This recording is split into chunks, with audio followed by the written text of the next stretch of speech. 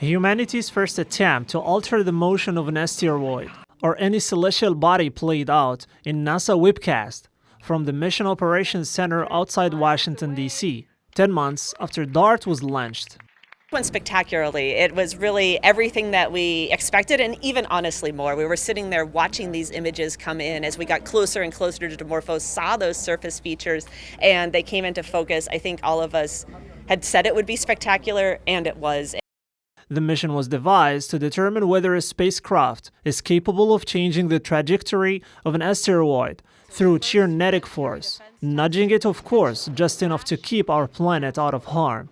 However, the experiment succeeded beyond accomplishing its intended impact, and it will not be known until further ground-based telescope observations of the asteroid next month.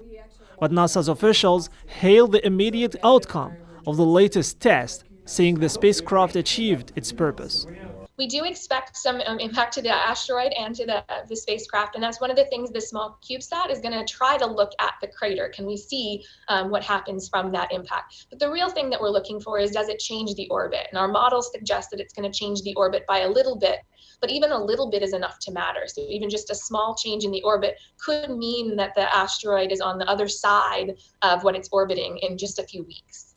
Cheers erupted from the control room as second-by-second images of the targeted asteroid, captured by DART's onboard camera, grew larger and ultimately filled the TV screen of NASA's live webcast just before the signal was lost, confirming the spacecraft had crashed into Dimorphos.